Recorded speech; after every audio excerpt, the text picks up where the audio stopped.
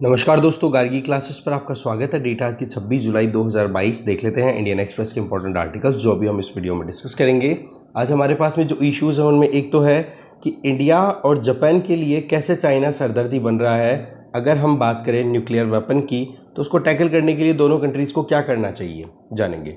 दूसरा हम बात करेंगे कि कोविड जो है वो हमारी लाइफ का एक परमानेंट पार्ट बन चुका है, तो अब हमारी क्या स्ट्रेटेजी, क्या अप्रोच होनी चाहिए कोविड के साथ सरवाइव करने के लिए।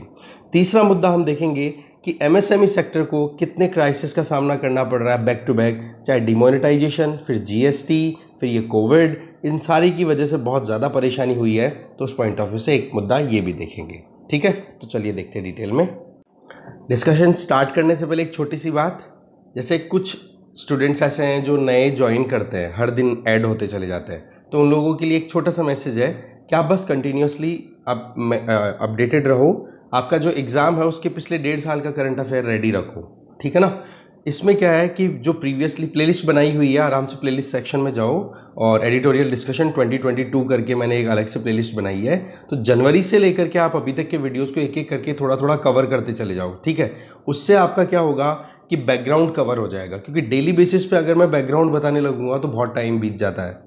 ठीक है, तो थोड़ा सा आपको करना पड़ेगा और लगातार जब आप फॉलो करोगे ना अपने डिस्कशन को, तो फिर जो पीछे वाला पोर्शन है वो भी कहीं ना कहीं रिकॉल होता रहता है बातों ही बातों में। तो ऐसे में आप बस कंटिन्यू बने रहिए साथ में, अपने आप आपको सब कुछ मिल जाएगा कंटेंट। पर एक ही वीडियो में मैं सारा सम अप करूँ। अब जैसे इंडिया जापान रिलेशन की बात करें, अब इसके ऊपर हमने प्रीवियसली डिस्कशन किए हुए हैं, तो अगर वो चीज़ें यहाँ पर ऐड करूँ तो वीडियो हो जाएगा बहुत लेंदी। ठीक है, और अभी देखो मेरे पास में, सीधी बात बोल रहा हूँ, मैं अकेला अभी सारा सब कुछ हैंडल कर रहा हूँ, तो उस केस में एडिटिंग करना, वीडियो को वो करना, वो सारी चीज़ें अभी मेरे लिए पॉसिबल हो नहीं पा रही है।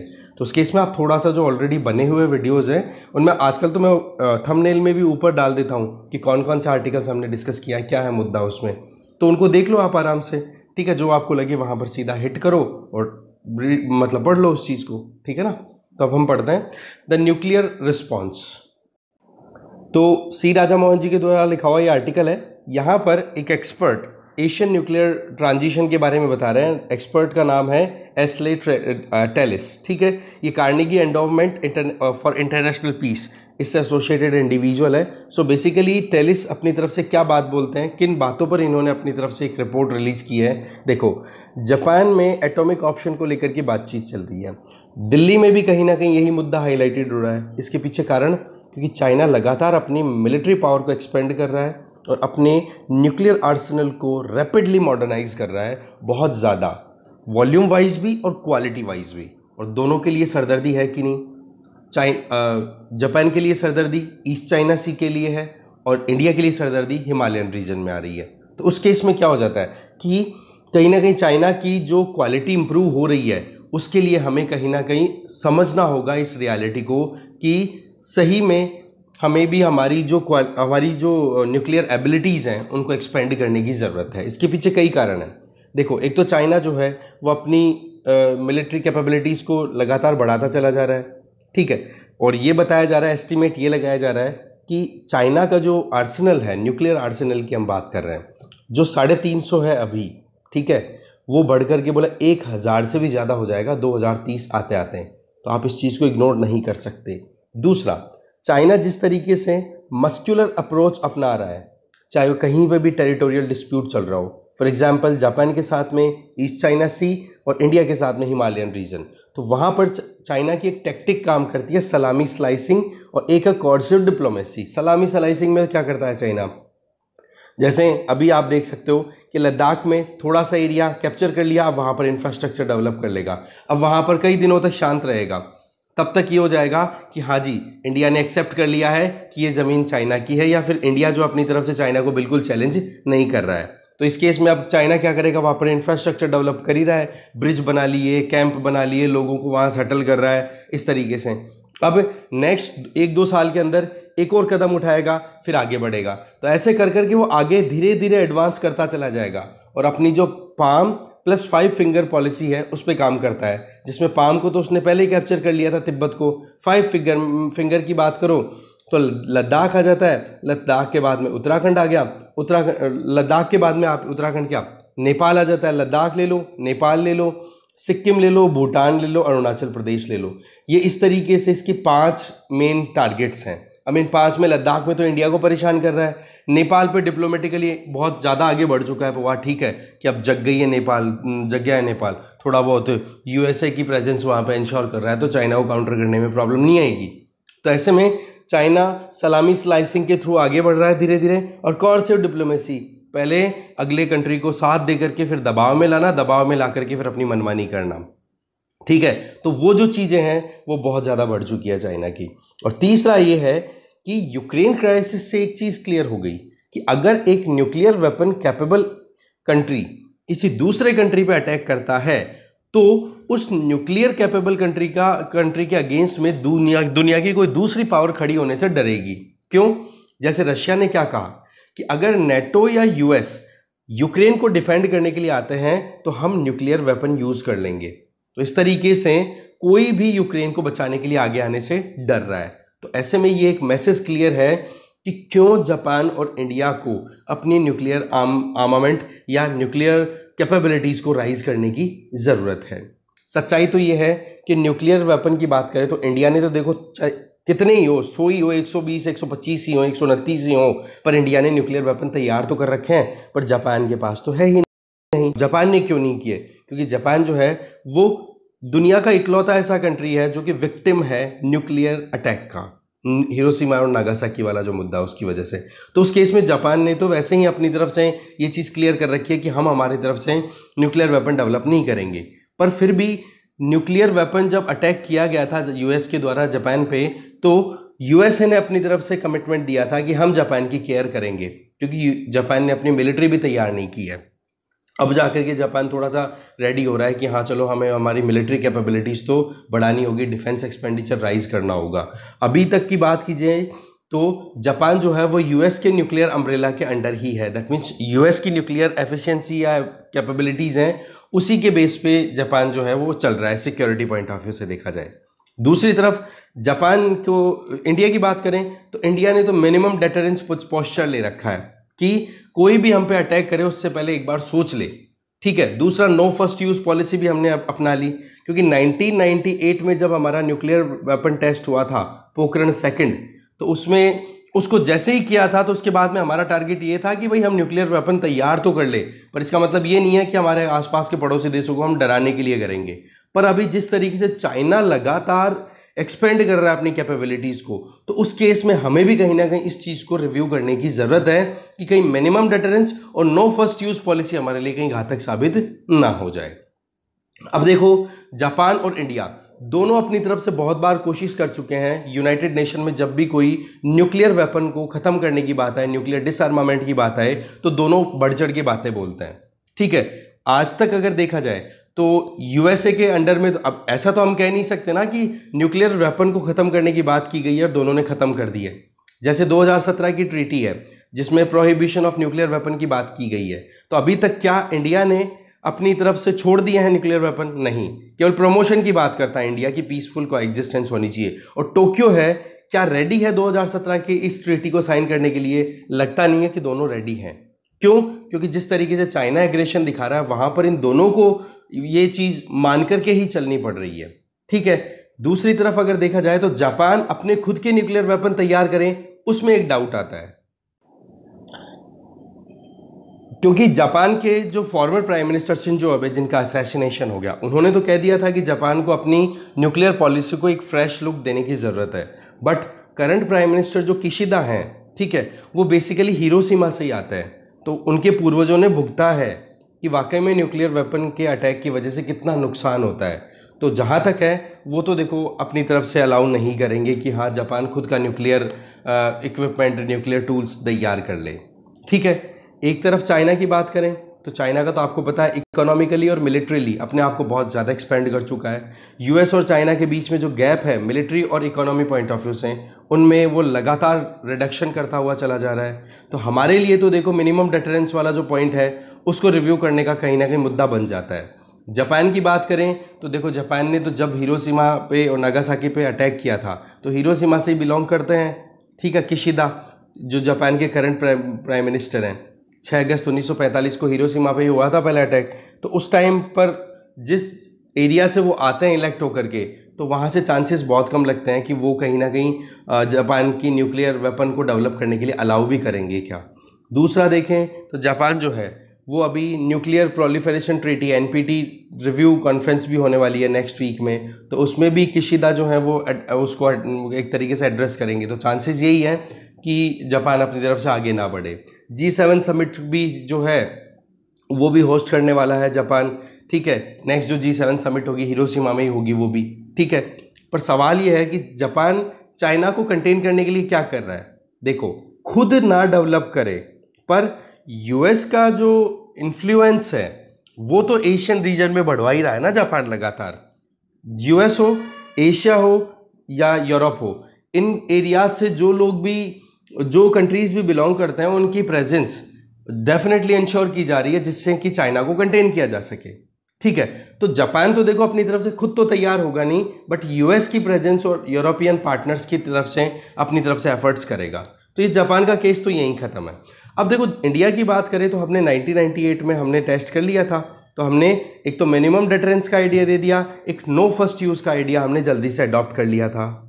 इसके पीछे बहुत से कारण थे, जिनमें एक ये भी था कि इंडिया अशांति फैलाना नहीं चाहता है। इंडिया ये चाहता है कि हमारे ऊपर कोई अटैक करे तो 10 बार सोचे, ठीक है। जैसे अगर डोकलाम इशू की बात करें तो सीधी सी बात है, एक इंसिडेंट पॉइंट ये बताया जाता है कि मतलब एक्सपर्ट्स का ये कहना है कि इंडिया ने अपनी तरफ से चाइना को सीधा स्टेटमेंट दिया था कि या तो डोकलाम से विड्रॉ कर लो या फिर ज़्यादा भी नहीं तो हम शंघाई को तो नहीं छोड़ेंगे, शंघाई को तो बर्बाद करके छोड़ देंगे, बाकी तुम्हारा जानना अपने हिसाब से। सो ओवरऑल अगर देखा जाए तो पॉइंट क्या निकल के आ रहा है कि हम हमारी तरफ से खुद की प्रोटेक्शन की बात कर रहे हैं, बट वही चीज़ है कि जितनी सोफिस्टिकेशन के लेवल के इक्विपमेंट्स चाइना ने डेवलप कर लिए हैं, कम से कम उस लेवल तक तो हमें पहुंचना ही होगा ना। चाइना अपनी मिलिट्री मॉडर्नाइजेशन पे, न्यूक्लियर आर्मामेंट्स को राइज करने में कोई कमी नहीं छोड़ रहा है, तो उस केस में हमें भी कहीं ना कहीं इस बात पर ध्यान देने की ज़रूरत है। ओके, यूएस की बात करें तो यूएस को भी यहाँ पर जो एक्सपर्ट हम बात कर रहे हैं जिनकी टेलिस की, इनका ये कहना है कि यूएस को भी अपनी तरफ से इंडिया के टुवर्ड्स न्यूक्लियर वेपन को लेकर के जो एटीट्यूड है उसको चेंज करना चाहिए। इवन यूएसए को कोऑपरेट करना चाहिए इंडिया को, जिससे कि इंडो पैसिफिक रीजन में चाइना का जो एग्रेशन राइज हो रहा है, लगातार एग्रेशन कर रहा है, उसको रोकने के लिए इंडिया का न्यूक्लियर कैपेबल होना बहुत ज़रूरी है। तो इस केस में यूएस के इंटरेस्ट में ही होगा अगर वो इंडिया को सपोर्ट करता है। तो इसके साथ में अगर देखा जाए तो इंडिया अगर सोफिस्टिकेटेड मतलब high technology basis nuclear warheads तैयार करता है तो उससे इंडिया चाइना की एक्सपेंशन को रोक पाएगा, खुद की डिफेंस के लिए भी, और यूएसए के सामने भी चाइना अपने आप में बहुत बड़ा चैलेंज है, तो उसको भी कंटेन करने में सफलता मिलेगी। इसके अलावा यूएस जो है वो फ्रांस को साथ में लेकर के इंडिया के साथ एग्रीमेंट करे, जिसके लिए आइडिया फ्लोट किया गया in for use. That means India, France, US का एक एग्रीमेंट होना चाहिए, ठीक है, जो कि यूके यूएस से भी ज़्यादा इफेक्टिव साबित हो सकता है। क्योंकि आज अगर ऑस्ट्रेलिया, यूके, यूएस के बीच में जो एग्रीमेंट हुआ है जिसमें nuclear submarine, nuclear powered submarine बनाने की बात की जा रही है ऑस्ट्रेलिया के लिए, जिसमें यूके और यूएस दोनों सहायता करेंगे ऑस्ट्रेलिया की, तो बोले ऑस्ट्रेलिया एक न्यूक्लियर वेपन स्टेट नहीं है, जबकि इंडिया एक न्यूक्लियर वेपन स्टेट है। अगर आप उसको और कॉन्फिडेंस में लोगे तो और बेनिफिट हो सकता है चाइना जैसे एग्रेसिव कंट्री को कंटेन करने में। तो यहां पर टेलिस ने क्या बोला कि इंडिया, फ्रांस, यूएस एक ऐसा एग्रीमेंट होना चाहिए जिसमें यूएस और फ्रांस दोनों मिलकर के इंडिया की हेल्प करे न्यूक्लियर आर्मामेंट को और राइज करने में। इसके अलावा SSBN और SSN, that means nuclear attack submarines और बैलिस्टिक मिसाइल कैरिंग सबमरीन्स, इनकी भी डेवलपमेंट ज़्यादा से ज़्यादा करने के लिए इंडिया को एनकरेज करने की ज़रूरत है।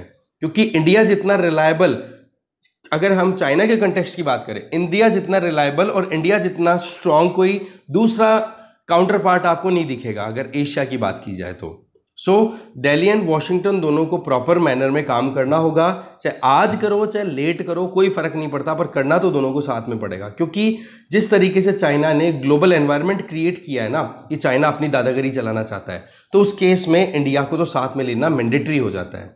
अब देखो यूएस और जापान है, दोनों तो अपनी तरफ से कोशिश कर रहे हैं कि भाई चाइना की एग्रेशन को रोका जाए, चाइना को कंट्रोल में किया जाए, ठीक है। जापान है वो अपनी कन्वेंशनल फोर्सेस पर तो ध्यान दे रहा है, बस न्यूक्लियर वेपन ही डेवलप नहीं कर रहा है, डिफेंस एक्सपेंडिचर खर्च ज़्यादा करने की बात कर रहा है और शुरुआत रीस्टार्ट करने की बात कर रहा है, ठीक है। तो इंडिया जो है वो तो इसी लाइन में ऑलरेडी काम कर रहा है, क्योंकि इंडिया के लिए तो वैसे ही बहुत बड़ी चिंता की बात है। और दूसरी तरफ अगर देखें तो यूएस जो है वो ये सोच सकता है कि पाकिस्तान के लिए इंडिया सरदर्दी बन जाएगा बहुत बारी, अगर हम डेवलपमेंट की बात करें, जो कि यहाँ पे कंटेक्स्ट नहीं है। बट उस केस में आज के टाइम पे पाकिस्तान की इतनी रेलेवेंस रही नहीं है यूएस के लिए, ठीक है। वो बात ठीक है कि अभी भी पाकिस्तान की आर्मी प्रॉपर एंगेज करती है यूएस एडमिनिस्ट्रेशन के साथ में, ठीक है। तो ये सारी इक्वेशन है जिसमें जापान और इंडिया दोनों की कन्वर्जेंस कहाँ आ रही है, कैसे इंडिया का सपोर्ट की ज़रूरत है, जापान कैसे अपनी आगे की ट्रेजेक्ट्री इंश्योर कर सकता है, क्योंकि अल्टीमेटली सबके साथ में जो प्रॉब्लम है वो है चाइना, ठीक है। आगे चलते हैं। नेक्स्ट आर्टिकल है dealing with long Covid. Article को लिखा है आनंद कृष्णन जी ने। देखो, एक चीज़ तो क्लियर है कि कोविड जैसे आउटब्रेक हुआ तो उसके बाद में हमारा टारगेट ये रहा कि कैसे भी करके हम कोविड से पहले की जो नॉर्मलसी है उसको अचीव कर सके। इसी पे बहुत ज़्यादा डिबेट हो चुके हैं, पर एक चीज़ हमें समझनी होगी कि क्या कोविड ख़त्म हो गया, तो आंसर है नो। क्या आने वाले टाइम पे कोविड ख़त्म हो जाएगा, तो आंसर है नो। इसका मतलब कोविड के साथ में ज़िंदगी बितानी है, इसमें तो कोई डाउट है ही नहीं। इसके अलावा हमारे लिए थोड़ा सा रिलैक्स होने का पॉइंट क्या बनता है कि आज के टाइम पे जो हॉस्पिटलाइजेशन की रेट है या जो डेथ रेट है, जिसको फैटिलिटी रेट भी बोलते हैं, वो थोड़ा सा कम है कोविड की वजह से। तो ऐसे में हम थोड़ा सा रिलैक्स होकर के हमारी एक्टिविटीज़ को बैक टू द नॉर्मलसी ले जा पा रहे हैं। पर वायरस जो है क्या इवॉल्व होना बंद हो गया? नहीं, हर साल हर बार कुछ ना कुछ नया स्ट्रेन डेवलप होता रहता है, ठीक है। कई जगह पे केसेस, हॉस्पिटलाइजेशन, डेथ्स ज़्यादा हो रही हैं, कई जगह पे कुछ नहीं हो रहा है। जैसे न्यूजीलैंड का था, न्यूजीलैंड में हाईएस्ट लेवल पे अभी कोविड की फर्टिलिटी रेट देखने को मिली है, कल परसों आई थी न्यूज़ ये चीज़, ठीक है। सो ओवरऑल अगर देखा जाए तो हमारे सामने दो मेजर चैलेंजेस हैं। एक तो कोविड लंबे समय तक चलने वाला है, और एक हम बूस्टर शॉट कैसे दें जिसकी वजह से कोविड को कंटेन कर सकें। साथ में हमें यह भी समझना होगा कि जो हर्ड इम्यूनिटी है, दैट मीन्स कुछ लोगों की इम्यूनिटी अच्छी होने की वजह से जो लोग कमज़ोर हैं शारीरिक तौर पे, उन लोगों को उन इम्यून लोगों के द्वारा प्रोटेक्ट कर लिया जाता है। क्यों?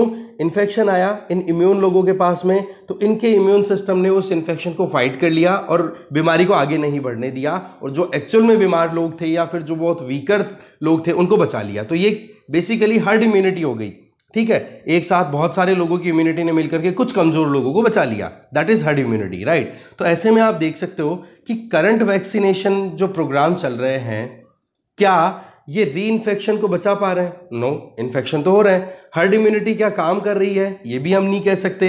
इन्फेक्शन तो अभी भी लोगों की, हर्ड इम्यूनिटी बहुत वीक हो चुकी है अभी तक। सो यहां पर राइटर कुछ सजेशन दे रहे हैं कि कैसे हम इस वायरस के साथ में कंटिन्यू कर सकते हैं। नंबर 1, हमें मेन स्ट्रीम करना होगा कोविड को। कैसे? जैसे हमारा जो हेल्थ केयर सिस्टम है उसको ऐसे डेवलप करो कि कोविड एक कॉमन बीमारी हो चुकी है, इसके लिए हमें सेपरेट वर्टिकल के ऊपर चलने की ज़रूरत नहीं है कि हाँ जी कोविड के लिए पूरा एकदम गजब तरीके का हमें परफॉर्मेंस देनी होगी कि हाँ ये बीमारी सबके ऊपर भारी पड़ रही है। नहीं, हमें कोविड को बाकी बीमारियों के साथ इंटीग्रेट करते हुए ट्रीट करना होगा, क्योंकि अब इसके केसेस नॉर्मली आते रहेंगे। तो उसके लिए क्या किया जाए? प्रॉपर मैनर में जो भी वैक्सीन अवेलेबल है उन वैक्सीन्स को रूटीनली अपडेट किया जाए, नए स्ट्रेन के हिसाब से तैयार किया जाए। तो मेन स्ट्रीम कर दो कोविड को। दूसरा, सर्विलियंस सिस्टम को आप स्ट्रेंथन करो। जैसे एक इंटीग्रेटेड हॉस्पिटल बेस्ड सिस्टम तैयार किया जाए, जिसमें आप देखो एक्यूट रेस्पिरेटरी इन्फेक्शन अगर किसी के होता है, जैसे सांस लेने में ज़बरदस्त प्रॉब्लम हो रही है किसी को, SARS-CoV-2 जिसको कोविड-19 बोल रहे हैं उसकी वजह से, तो एग्जैक्टली वैसे ही ट्रीटमेंट प्रोवाइड करो जैसे दूसरे इन्फ्लुएंजा के लिए आपने ट्रीटमेंट दे रखे हैं। सो आप सर्विलियंस सिस्टम को मॉनिटरिंग सिस्टम आप प्रॉपरली मैनेज करो। तीसरा पॉइंट यहां पर बता रहे हैं कि हमें इम्यूनाइजेशन पॉलिसी को भी रिविजिट करने की जरूरत है, क्योंकि आज के टाइम पे जो वैक्सीन हम दे रहे हैं, जिन बूस्टर शॉट्स की हम बात कर रहे हैं, वो कोविड के फर्स्ट स्ट्रेन पे बेस्ड ही हैं, तो उसकी इफेक्टिवनेस थोड़ी कम हो रही है। तो क्या किया जाए भाई? नए वैक्सीन डेवलप करो। कैसे? जिस तरीके से जुकाम के लिए या फिर कोई भी नया इन्फ्लुएंजा का कोई नया वेरिएंट आ रहा है, ठीक है, तो उसके लिए भी तो आप न्यू रिसर्च एंड डेवलपमेंट के बेसिस पे नए वैक्सीन डेवलप करते हो ना। तो ऐसे में नए स्ट्रेन्स को ध्यान में रखते हुए हमें वैक्सीन डेवलप करने की ज़रूरत है। फर्स्ट जो स्ट्रेन था उसके हिसाब से अगर आप वैक्सीन डेवलप करके रखोगे, तो आज जो नए एडवांस्ड स्ट्रेन्स आ चुके हैं कोविड के, उनको कैसे टैकल करोगे? तो ऐसे में वैक्सीन को भी रिव्यू करने की ज़रूरत है। साथ में जो इमरजेंसी यूज ऑथराइजेशन है EUA, इसका मतलब क्या होता है कि केवल जब तक ये बीमारी इमरजेंसी तक लेवल तक की है तब तक तो आप वैक्सीन अवेलेबल कराओगे और फिर उसके बाद में आप उसको बंद कर दोगे। पर देखा जाए तो वैक्सीन कितने, लगभग अब 2021 से स्टार्ट हो गया था, 1.5 साल से ऊपर का टाइम हो गया है वैक्सीन ड्राइव चलते हुए लगातार। सो पॉइंट यहाँ पर ये दे रहे हैं राइटर कि इमरजेंसी के लिए ही आप ऑथराइज मत करो वैक्सीन को। अब वैक्सीन के बारे में आपके पास में जो डेटा अवेलेबल है कि वो कितना सेफ है और कितनी एफिकेसी उस वैक्सीन की आ रही है, उसको आप रिव्यू करो ना। जब आप उसको एनालाइज करोगे तो समझ में आ जाएगा कि एक्चुअल में वैक्सीन में क्या कमियां हैं, क्या अभी तक इंप्रूवमेंट आ चुके हैं। तो उसके हिसाब से आप उसको यूनिवर्सल इम्यूनाइजेशन प्रोग्राम में ऐड कर दो बजाय कि इमरजेंसी यूज ऑथराइजेशन, राइट। जिससे कि किसी को भी वैक्सीनेशन की जरूरत हो तो वो अपने हिसाब से जाकर के वैक्सीन ले ले। तो ये वैक्सीन पॉलिसी चेंज हो गई। Then comes invest in research. भाई सीधी सी बात है कि कोविड इन्फेक्शन आज भी लगातार आ रहे हैं, तो उसके लिए हमें ये देखना होगा कि कैसे हम कोविड को लंबे समय तक, एक कहते हैं ना कि बहुत ज़्यादा डेडलीस्ट बीमारी के तौर पे हम उसको कंट्रोल कर सकें। तो उसके लिए क्या किया जाए, प्रॉपर मैनर में रिसर्च होनी चाहिए, वैक्सीन नए डेवलप होनी चाहिए, तो वो चीज़ करवा दो। चीज़ें देखो एक दूसरे से कनेक्टेड ही आ रही है, ठीक है ना, ठीक है। और डायग्नोसिस प्रॉपर टाइम पे हो जाए, ठीक है। वर्कफोर्स है वो ऑलरेडी ट्रेंड हो ही चुकी है, वो प्रॉपर काम कर दे। इसके अलावा reassess the role of public health and social measures. जैसे आपने लॉकडाउन लगाए, ट्रैवल रेस्ट्रिक्शंस लगाई, कंटेनमेंट जोन फाइनलाइज कर दी कि इस कॉलोनी में केसेस ज़्यादा हैं तो इससे बाहर कोई नहीं निकलेगा, तो आपने वो चीज़ें जो की बोलो उसको डिसकंटिन्यू करो, अब उससे कुछ काम होने वाला है नहीं। दूसरी चीज़, थर्मल चेकिंग की जा रही है, हाथों को रगड़ना, मतलब वही सैनिटाइज करना, वो सारी चीज़ें शॉपिंग मॉल और इनमें बोला उनको भी पिछले कई समय से बंद कर रखा है, बोले ज़रूरत नहीं है। मास्क की अगर बात करें तो वो देखो हाई रिस्क एरियाज में आप बोल सकते हो कि हाँ भाई यहाँ पर थोड़े से कोविड के केसेस आ रहे हैं तो थोड़ा मास्क लगा करके आप चलो, तो ये आप कंटिन्यू करो।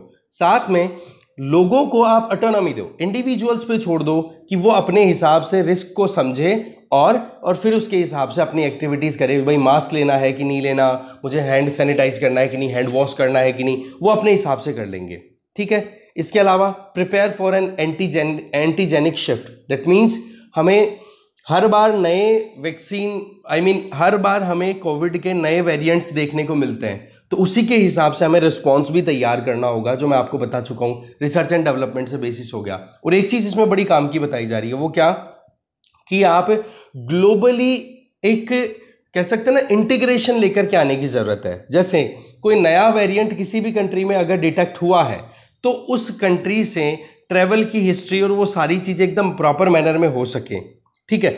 हर एक टाइम पर एक कहता है रियल टाइम डेटा शेयरिंग होनी चाहिए। इससे क्या होगा कि जो ज़्यादा वल्नरेबल पॉपुलेशन है उसको प्रोटेक्ट किया जा सके, ठीक है। तो इंटरनेशनल कोलैबोरेशन की भी जब बात आ गई, वैसे तो खैर आजकल आपको पता है कि कोई भी नया वेरिएंट आता है तो बता दिया जाता है कि हाँ जी इस कंट्री से ये नया वेरिएंट अभी मिला है, तो उसको कंट्रोल करने में थोड़ा सा पॉसिबिलिटीज़ भी बन पाती हैं।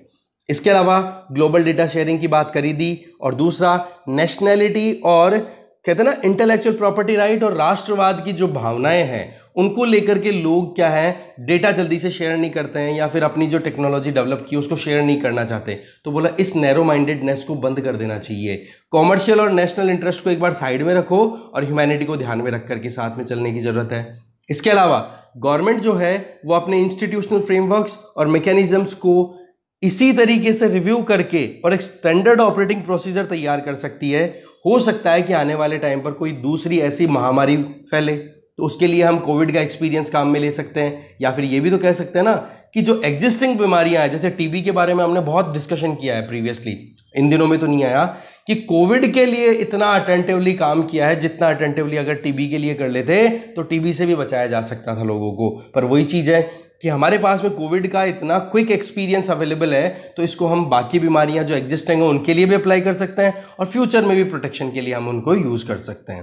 तो ऐसे में देखो इंडिविजुअल्स को भी कहीं ना कहीं ये चीज़ मान के चलनी चाहिए कि इन्फेक्शन अभी भी हो सकता है, हमें एक नॉर्मल ज़िंदगी जीनी है, तो गवर्नमेंट जो भी गाइडलाइंस इशू करे उनको मानने की ज़रूरत है। ऐसा नहीं कि केवल गवर्नमेंट अपनी तरफ से वन साइडेड मैनर में ही काम करती रहे। यहाँ पर जो सिटीजन्स हैं, हम लोग हैं, हमारी भी ड्यूटी बनती है। साथ में जहाँ पर भी हाई रिस्क जोन डिक्लेयर किया हुआ है वहाँ पर एडिशनल प्रिकॉशंस लिया जाए। अगर आपको लगे कि आपको खुद को सिम्टम्स हो रहे हैं, थोड़ी बहुत तबीयत खराब हो रही है, आइसोलेट कर लो खुद को, क्योंकि ये दोनों चीज़ें, गवर्नमेंट भी अपनी तरफ से काम करे तो सिटीजन्स भी पार्टिसिपेट करे, तब जाकर के इस तरीके की बीमारियों को हम हैंडल कर पाएंगे। सो ओवरऑल कोविड के साथ हम कैसे चल सकते हैं वो देखा, आगे चलते हैं।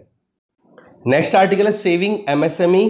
कल का हमने जो शाम के टाइम पे एडिटोरियल और news and explain page discuss किया है ना, वहाँ पर एक न्यूज़ डिस्कस की है फ्रंट पेज से, वो आप ज़रूर देख लेना, जिसमें हमने एमएसएमईज़ के बारे में पूरा डिस्कशन किया है, जिसमें ये बताया कि एमएसएमईज़ पे कितना प्रेशर है अभी, कारण कि एक तो डिलेड पेमेंट आ रहे हैं, बहुत ज़्यादा डिले हो रहा है उनको जो पेमेंट मिलना चाहिए। बेसिकली एमएसएमई सेक्टर लगातार डिमोनेटाइजेशन, जीएसटी, कोविड पैंडेमिक, इनके चलते लगातार बर्बादी का सामना कर रहे हैं, बहुत ज़्यादा परेशानी का सामना कर रहे हैं। इकोनॉमी थोड़ी बहुत पिकअप कर रही है तो भी अभी तक भी इनकी जो पोजीशन है वो ठीक नहीं आई है। आरबीआई के द्वारा जो फाइनेंशियल स्टेबिलिटी रिपोर्ट जो रिलीज़ की है उसमें ये बताया कि एमएसएमई सेक्टर के अंडर में जो नॉन परफॉर्मिंग एसेट्स हैं वो डिक्लाइन कर रहे हैं अगर हम देखें तो, बट एक्चुअल में अगर देखा जाए ना तो अभी भी एमएसएमई सेक्टर में बैड लोन्स कितना है, जितना एमएसएमई सेक्टर ने लोन ले रखा है उसका 9.3%, जो कि अपने आप में बहुत ज़्यादा है। ठीक है, इसके अलावा एमएसएमई को जो लोन दिया है उसको रीस्ट्रक्चर करके भी पोजीशन में लाया गया कि कैसे भी करके एमएसएमई पे जो प्रेशर है, क्योंकि कोविड के टाइम पे इकोनॉमिक एक्टिविटीज़ रुक गई और जो छोटे स्केल पे काम कर रहे थे इकोनॉमिकली उनको ज़्यादा परेशानी हुई थी, तो उस केस में रीस्ट्रक्चरिंग करवा दी लोन की। पर वही चीज़ है कि अभी भी बहुत ज़्यादा परेशानियों में गुजर रहे हैं। ठीक है, चाहे अलग अलग रेटिंग एजेंसी जैसे क्रिसिल की बात करें, उसके द्वारा ये कहा जा रहा है कि सबसे ज़्यादा जो नुकसान हुआ है पैंडेमिक का वो किसको उठाना पड़ा है, एमएसएमईज़ को। तो ये तो बात हो गई अभी तक की। इससे भी बुरी परिस्थिति ये चल रही है कि एमएसएमईज़ ने जो माल सप्लाई किया है बड़ी कंपनियों को, चाहे वो गवर्नमेंट कंपनी हो चाहे प्राइवेट कंपनी हो, प्राइवेट वाले तो देखो मोर और लेस टाइम पे पेमेंट कर देते हैं, बट जो पीएसयूज है, पब्लिक सेक्टर अंडरटेकिंग्स, चाहे वो सरकारी स्टेट गवर्नमेंट के अंडर हो या सेंट्रल गवर्नमेंट के अंडर हो, उसके बावजूद भी वो पेमेंट टाइम पे नहीं करते। गवर्नमेंट ने अपनी तरफ से गाइडलाइंस इशू कर दी थी कि आप 45 दिन से ज़्यादा टाइम नहीं लगाओगे। जैसे आपने एमएसएमई से कुछ सप्लाई लिया, इनपुट आपने लिया, तो उसके बदले में आप 45 दिन के अंदर अंदर आप उनको रिटर्न कर दोगे पैसा। पर अभी तक भी देखा जाए तो कल हमने रिपोर्ट देखी थी कि 10 लाख करोड़ रुपए के लगभग ड्यू चल रहा है एमएसएमईज़ का, उसमें से 8 लाख करोड़ रुपए के लगभग तो केवल और केवल माइक्रो और स्मॉल एंटरप्राइजेस के ऊपर बर्डन है। इतना ड्यू चल रहा है मार्केट में और ये बड़ी कंपनियां उनको पेमेंट कर नहीं रही है। तो देखने वाली बात क्या आती है कि पहले से परेशानी थी, पेमेंट टाइम पे हो नहीं रहा है, चाहे फाइनेंशियल एक्टिविटीज़ कितनी बढ़ चुकी हो, इकोनॉमिक एक्टिविटीज़ कितनी राइज हो चुकी हो, एमएसएमईज़ का क्राइसिस ख़त्म नहीं हो रहा है। इसके अलावा एमएसएमईज़ को बैंकों ने लोन देने की बात भी की थी। ठीक है, अब लोन तो मिल गया उनको, ठीक है, पर वही बात है कि गवर्नमेंट ने जो लोन दिया है वो तो फॉर्मल सेक्टर के लिए है। अब फॉर्मल सेक्टर में थोड़े ना ऑपरेट कर रहे हैं सारे एमएसएमईज़, बहुत सारा सेगमेंट है, बहुत बड़ा सेगमेंट है जो कि इनफॉर्मल सेक्टर में काम कर रहा है, तो उनको बेनिफिट इतना नहीं मिल पा रहा है जितना कि फॉर्मल सेक्टर में ऑपरेट करने वाली एमएसएमईज़ को मिल रहा है। जैसे emergency credit line guarantee scheme launch की गवर्नमेंट ने, जिसमें 3.32 लाख करोड़ रुपए तक का लोन देने की बात की। बस वही बात है, फॉर्मल सेक्टर में जो एमएसएमईज़ काम कर रहे हैं उनको थोड़ा सा बेनिफिट मिल रहा है, इनफॉर्मल वालियों को इतना नहीं मिल रहा है। तो देखा जाए ना तो सबसे ज़्यादा क्राइसिस में चल रही है एमएसएमई सेक्टर की अगर बात की जाए। और हमारे देश में सबसे ज़्यादा रोजगार देने की बात करो, कल हमने देखा था कि एक्सपोर्ट में अराउंड 40% से भी ज़्यादा कंट्रीब्यूशन है अगर मैन्युफैक्चर्ड आइटम्स की बात करें तो एमएसएमईज़ का। इसके अलावा हम देखें तो हमारे देश में एम्प्लॉयमेंट की बात भी करें तो अच्छा खासा लेबर फोर्स पार्टिसिपेट करती है केवल एमएसएमईज़ में। तो देखा जाए तो इनको हमें डिस्ट्रेस से निकालना ज़रूरी है। तो कल वाला जो आर्टिकल है ना वो जरूर देख लेना, कल का जो शाम का वीडियो जो डिस्कस किया था उसमें एमएसएमईज़ का डेटा आपको मिल जाएगा, है ना। तो इस डिस्कशन में यही है, और एमएसएमई से रिलेटेड थोड़ा सा आप यूपीएससी पॉइंट ऑफ व्यू से रिसर्च और कर लेना, एक अच्छा सा हेल्दी सा डॉक्यूमेंट तैयार कर लो नोट्स में, ठीक है। तो फिर उससे क्या आपको मेंस में ज़्यादा परेशानी नहीं हो और प्रीलिम्स में भी थोड़ा बहुत हल्का फुल्का कोई आ जाए तो आप हैंडल कर पाओगे, ठीक है। तो डिस्कशन यहीं ख़त्म है। Thank you very much.